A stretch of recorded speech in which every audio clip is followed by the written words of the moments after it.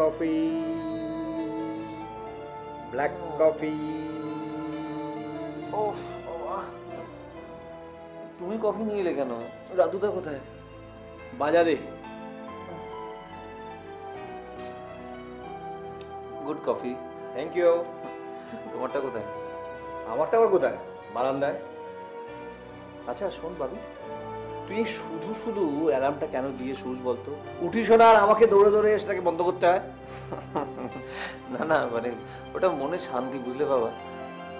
আমি চেষ্টা করি জানো তো, অ্যালার্মটা বাজলেই আমি যাতে ঘুম থেকে উঠি, কিন্তু আর ওই কিন্তুতেই তো বাঙালিরা গেল। সত্যি কথা বাবু,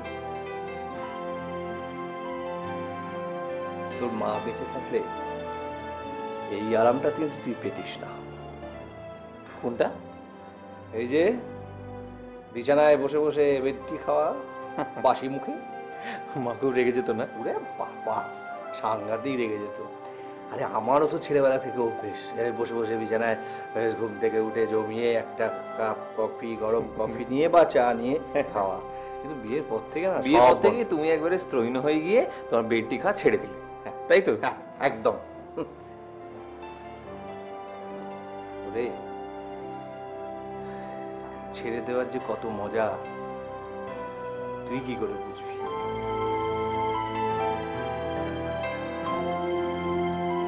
এই কথাটি মনে রেখো, আমি যে গান গেয়েছিলে মনে রেখো। আরে ম্যানেজমেন্ট পড়ে দেশে ফিরছিস তো? আমি যে গান গেয়েছিলে জীর্ণ পাতা।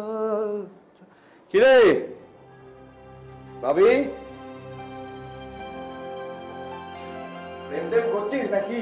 দেখো, যেখানে দীপঙ্কর চৌধুরী পেছনে মেয়েরা দৌড়ে বেড়াচ্ছে, সেখানে আমার মতো একটা ম্যানেজমেন্ট পড়া কাঠখোট্টা ছেলে পেছনে কেউ যাবে বলো?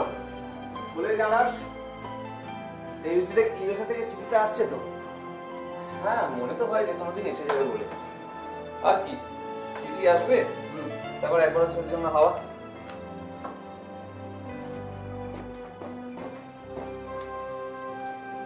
তা তুই দেশেই ফিরবি তো নাকি?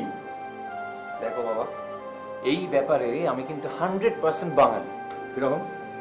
তোমাকে ছেড়ে থাকতে পারবো না। আর তোমার খবর কি? কিছুদিন পরেই তো প্রহরীর জন্য পাচ্ছো অ্যাওয়ার্ডটা নাকি ফ্রেঞ্চ গভর্নমেন্টের কাছ থেকে? ওরা তো কনসিডার করছে তোমার বইটাকে। সত্যি ভালো লিখেছো কিন্তু, বেশ জানো। ও হো, তোমাকে তো বলাই হয়নি। কি? আরে আমি যে এনজিওতে আছি না, ওরা তোমাকে কালকে সন্ধেবেলা তো বললো, হ্যাঁ কালকে সন্ধেবেলা 6:30টার সময় তোমাকে সংবর্ধনা জানাবে, বুঝতে পেরেছো? আর তুমি না তোমার ওই কালো পাঞ্জাবিটা পরে চলে যাও। আরে কি বলছিস নাকি? হ্যাঁ, আমার কোনো অনুমতি নিলি না, আমার কোনো অ্যাপয়েন্টমেন্ট নিলি না, আমার কোনো ডায়েরি খুলে দেখলি না, দুমদাম করে কথা দিয়ে দিলি তো কি? আমি যখন হ্যাঁ বলে দিয়েছি তখন তোমার অ্যাপয়েন্টমেন্ট দরকার নেই কোনো। বাহ। হ্যাঁ, আর শোনো, আমার ওই এনজিও থেকে একজন কলিগ আসবে তোমাকে ইনভাইট করতে, তৈরি হয়ে থেকো, বুঝতে পেরেছো? As you wish sir. A nice, good-looking girl. Get ready.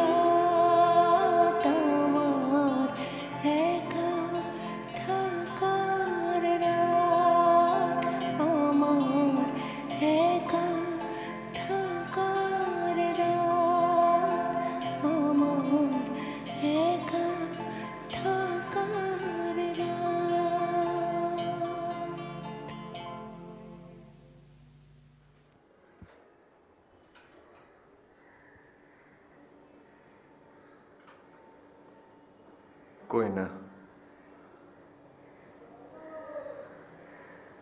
তুমি আবার আসবে, কাল তুমি আবার আসবে।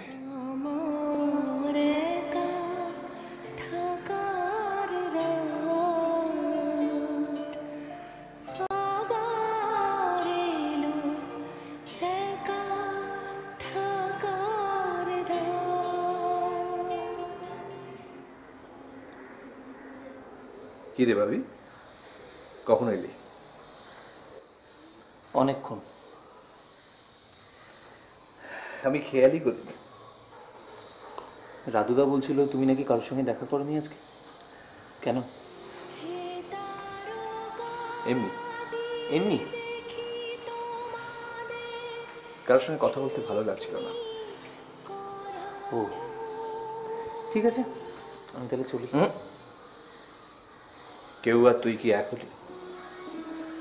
বস না।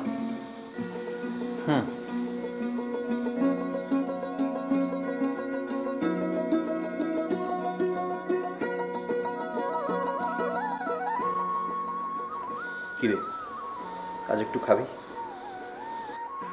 না।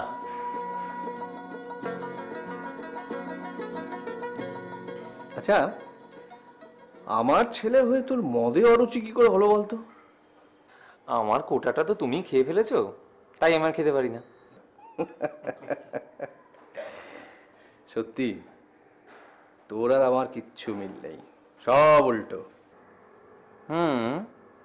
শুধু একটা ছাড়া। কি? ভালোবাসা। তুমি আমাকে ভালোবাসো, আমিও তোমাকে ভালোবাসি। ভাবি, তুই যে আমার কাছে কি তা যদি জানতিস। তোর যখন 2 বছর বয়স, তখন তোর মা আমাকে ছেড়ে চলে গেল। তখন থেকেই তোকে কোলে তুলে নিলাম। তারপর আর কোল থেকে নামাওনি। এবার তো তোকে নামাতেই হবে। ইউএসএ চলে যাচ্ছিস, আর কতদিন ধরে রাখবি?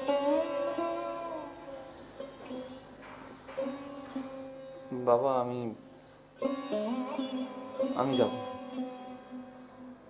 আমি বড় হতে চাই না, আমি তোমার ছোট ছেলে হয়ে থাকতে চাই। ওহ, আর খেও না তো, চলো ওঠো এবার, অনেক হয়েছে। কে? আজকে অনেক কিছু পাবার দিন রে বাবু, অনেক কিছু পাবার দিন। চল উঠি।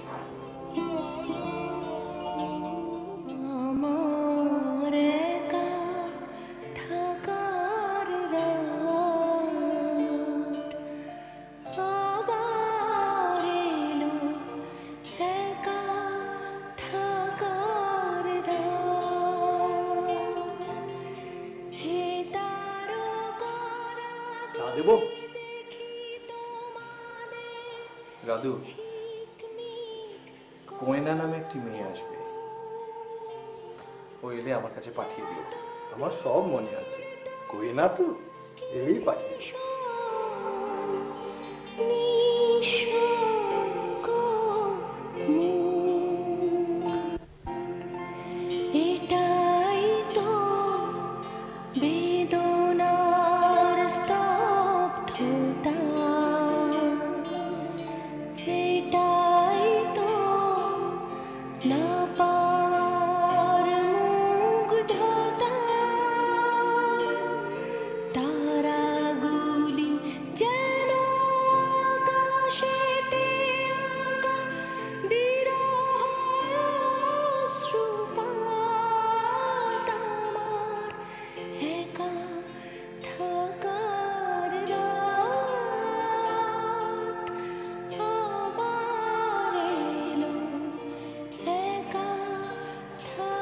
বুঝতে পারি? আরে তুমি কতক্ষণ? এক্ষুনি। কিন্তু আপনাকে দেখে মনে হচ্ছিল আপনি যেন কিছু ভাবছেন। তোমার কথাই ভাবছিলাম।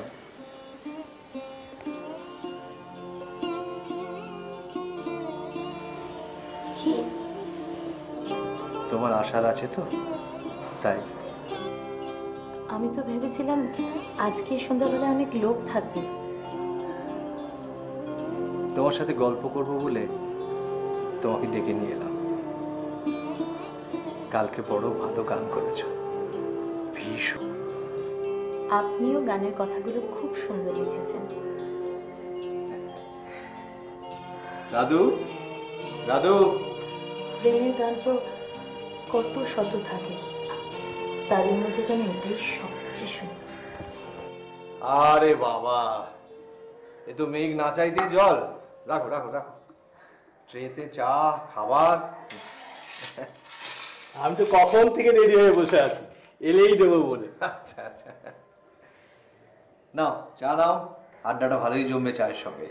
আপনি চা খাবেন না? খাবো, আমি একটু আগে খেয়েছি।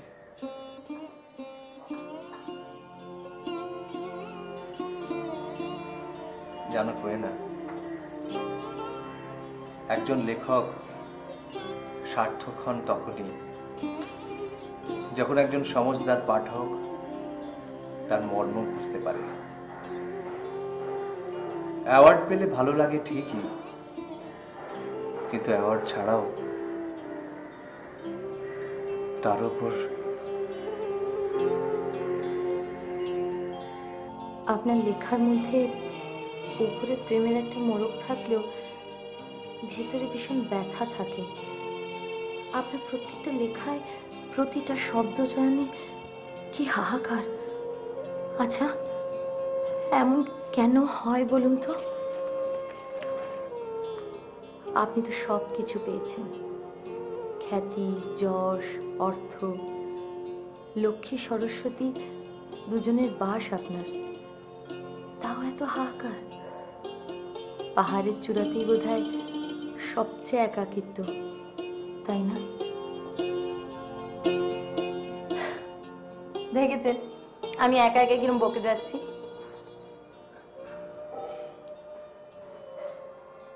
শুনতে বেশ লাগছে। সব সময় তো আমি একাই বকে যাই। আপনি এই ভুলটা একদম করবেন না, নাহলে আমি সারাক্ষণ বকে যাব আর আপনি সারাদিন বোবা হয়ে চুপ করে থাকবেন। তুমি রবে নীরবে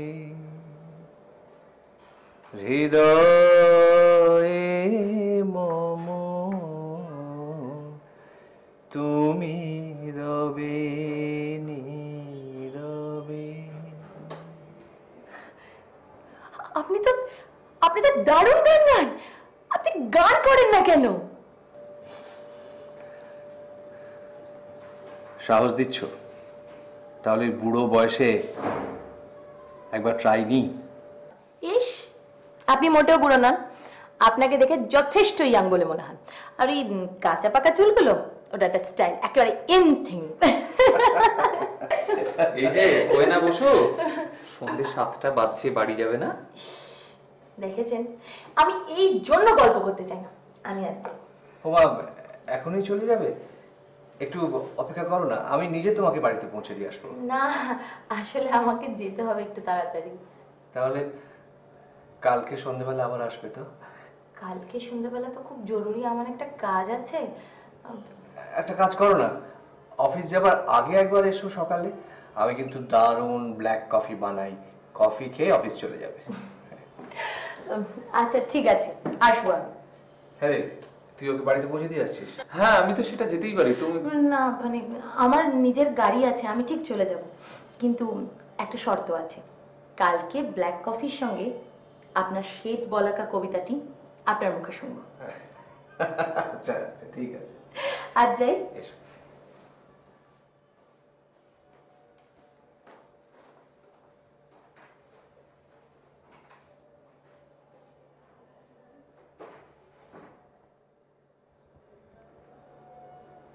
জাগিবে একাকী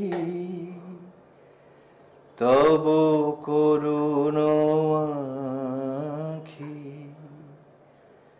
তব অঞ্চল ছায়া মোরে রহিবে ঢাকি, মম দুঃখ বেদন মম সকল সপন তুমি ভরিবে গৌরবে, নিশীথিনী সম তুমি রবে নীরবে। Thank you, thank you. দেখুন, যে কোনো পুরস্কারই লেখকের কাছে প্রেরণা, আর ফ্রান্সিস অ্যাওয়ার্ডের মতো অ্যাওয়ার্ড হলে তার তো কথাই নেই।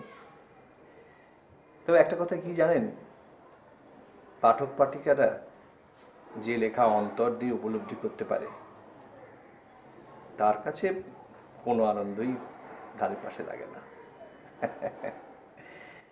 হ্যাঁ, আচ্ছা, ওই লেখাটা কবে বেরোচ্ছে বলুন তো? আচ্ছা, ঠিক আছে, বেরোলে এক কপি আমায় পাঠিয়ে দেবেন। ওকে ওকে। কি ব্যাপারটা কি? মিস্টার দীপঙ্কর চৌধুরী সকাল 9টার মধ্যে একেবারে রেডি। ফ্রান্সিস অ্যাওয়ার্ডটা পেয়ে মনে হচ্ছে তুমি ভালো ছেলে হয়ে গেছো। তুই আজকাল সব কথা বড্ড ভুলে যাস। আমি? কোয়েনা বলেছে না আজ সকালবেলা আসবে। ও, কিন্তু এই শ্বেত বলাকা কবিতার বইটা আমি কিছুতেই খুঁজে পাচ্ছি না। আরে কবিতা সমগ্রটাও খুঁজে পাচ্ছি না। কোয়েনা বলছিল শুনবে। এই তোদের অফিস কটায় বলতো? 10টায়। আচ্ছা, কোয়েনার একটা মোবাইল আছে না, ওর নাম্বারটা বলতো। নাম্বারটা আমার ঠিক মনে নেই। আর তাছাড়া কোয়েনা বোধহয় আজকে আসতে পারবে না, কারণ ওর 10:30টার সময় একটা ইম্পর্টেন্ট মিটিং আছে অফিসে। আসতে পারি? আসিয়াছে দ্বারে মোহময়ী কুহকিনী সাজি, শ্বেত বলাকা এক আনিয়াছে বার্তা। তুমি এই সকালবেলা? আমার ব্ল্যাক কফি কই? কফি এখন? 1 মিনিট, রেডি হয়ে। কালকে সকালে তুমি বললাম না, তোমার বাবা বলেছে নিজের হাতে আমাকে কফি তৈরি করে খাবে। বাবা বললেন না তুমি চলে এলে? মানে? তুমি বসো, আমি রেডি হয়ে আসছি। এই শোনো, একসঙ্গে বেরোবো কিন্তু। আগে কফিটা খাও, তারপর তো অফিস। Coffee ready. এসো, বসো।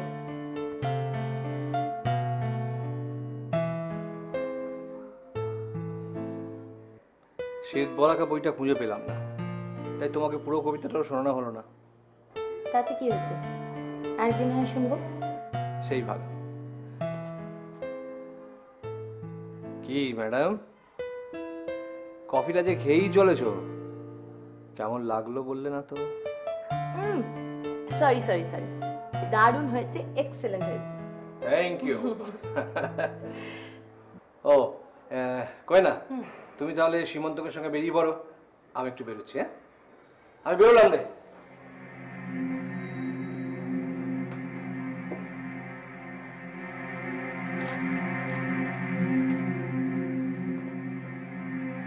কফি খাওয়া হলো? আচ্ছা সীমন্ত, তুমি তখন থেকে আমার উপরে রেগে গেছো কেন বলো তো? একটু বাড়াবাড়ি হয়ে যাচ্ছে না কোয়েনা? কি বাড়াবাড়ি হচ্ছে? তুমি কিচ্ছু বুঝতে পারছো না, তাই না? না, আমি কিছু বুঝতে পারছি না, তুমি বলো।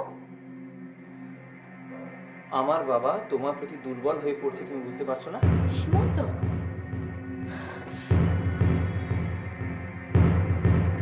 টক সেন্স, তুমি এসব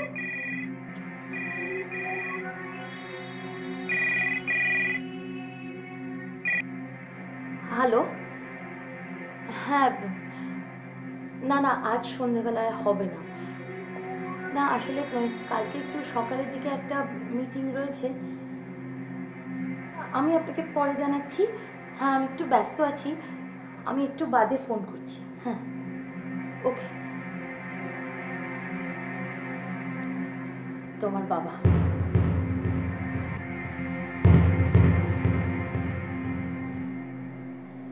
আমি কয়নাকে অন্য চোখে দেখতে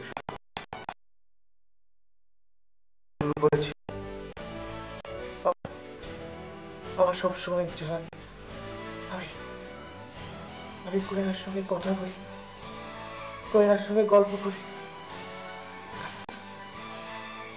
কয়না এগুলো সেই নেই যার সঙ্গে মনে মনে আমি বাধা পড়ে গেছি। ছি ছি, আমার এতদিন গর্ব হতো তুমি আমার বাবা বলে। আজ কি মনে হচ্ছে? You are perfect. নিজের বয়স, নিজের সম্মান সবকিছু ভুলে গেলে না? একটা বয়সে ছোট মেয়েকে দেখে জিভটা লকলক করে ওঠে। ভাবি, ভাবি, কাকে কি বলছিস? একটা কথা বলবে না, লম্পট, চরিত্রহীন। ভাবি, বাবা, বাবা, বাবা কি হয়েছে? বাবা কি হয়েছে? কথা বলো বাবা। রাতুদা, শিগগিরই এসো। বাবা কি হয়েছে? বাবা কি হয়েছে? বাবা তুমি একটু শুয়ে পড়ো, শুয়ে পড়ো। কি হয়েছে তোমার? রাতুদা, বাবা।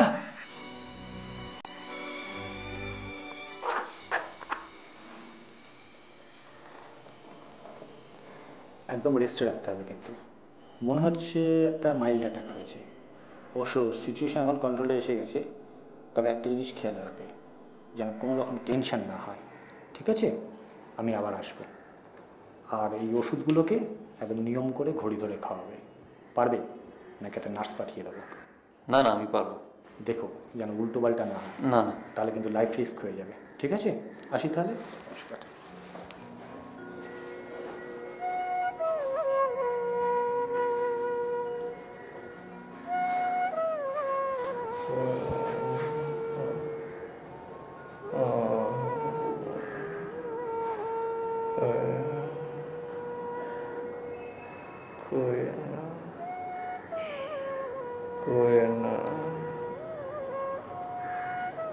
কয়না